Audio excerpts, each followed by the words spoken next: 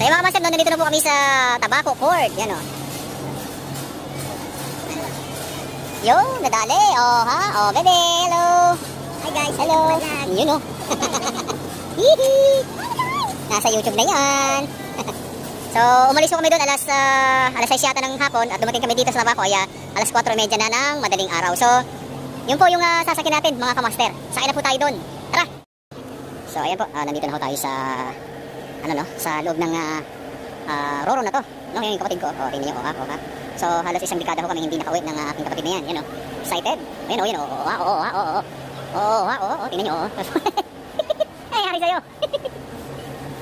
Ay, Spider-Man.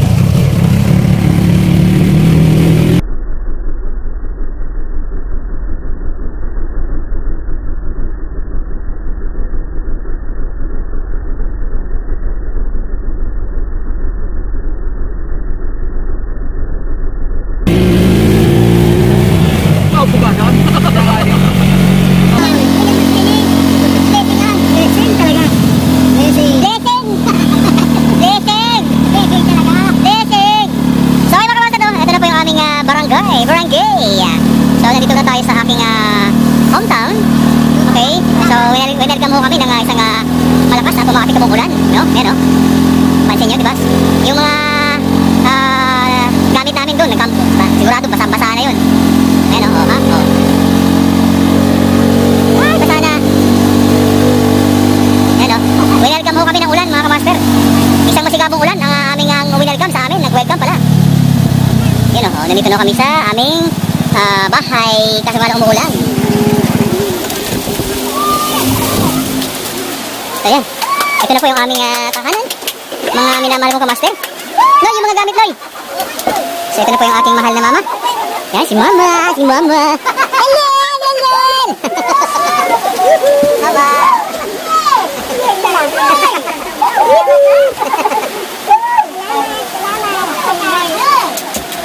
Ito po yung mama ko. Ito mama ko. Ayan, kailangan ho nating bumalik sa ating pinanggalingan para pagpalain tayo lagi ng Panginoon. So ito naman ho yung pogi-pogi kong papa. Papa. Halina kita pa na. Sabit na kami. Kung kamo excited, lalong excited mo kami daw. Siyempre, ay!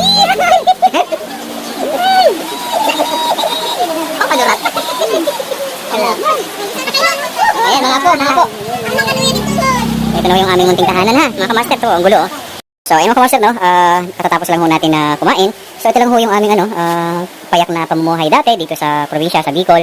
Ito yung aming lutuan, ayan o, dyan ako nagluluto dati. Tapos ito naman yung mga kahoy, kung saan ako nagsisibak dati ng mga kahoy. Tapos yan po yung pinanggagatong natin dito sa sinaing, sa mga mayat na tubig. So simpleng buhay lang, wala ko kaming gasol dito. Hindi uso ang gasol dito. So ito kung papansin nyo, may tubig. Dahil nga ako tumutulo yung aming mga bubong kapag umuulan, o, diba? Saan ka pa?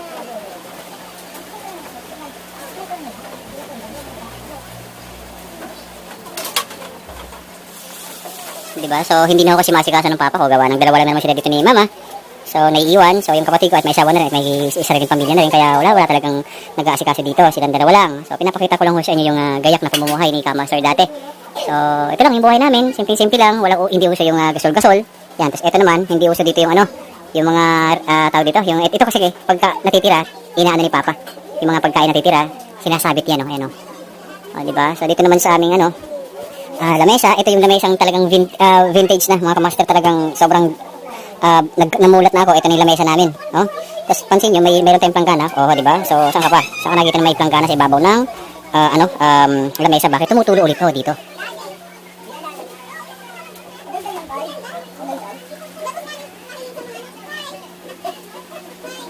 So kung hindi nyo kasi naitatanong, yung mga yero ho niyan, hindi pa ho yan napapalitan. Simula pa ho nung bata pa ako, yan ho talaga yan. Ilang taon na ho ako ngayon. Diba? Kaya ganun ho katitibay yung mga yero nung araw. Kaya kung sino man ho yan ang gustong magdanit sa amin ng yero dito sa Catanduanes, no? O magsalita na ho kayo, lumutang na ho kayo, magdanit kayo ng yero dito sa amin. Mga Kamaster. Ayan. So kung mapapansin nyo, ito yung refrigerator, no, na ating gagawin. Fuji Denso ito.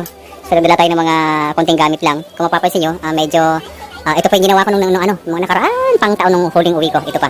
So ngayon sira-sira na, kaya kung mapapansin nyo, talagang madilim ho dito sa aming bahay kasi Papa hindi naman marunong sa electrical. Diba? Si Mama ganun din, kaya wala talagang mag-asikaso. Okay, so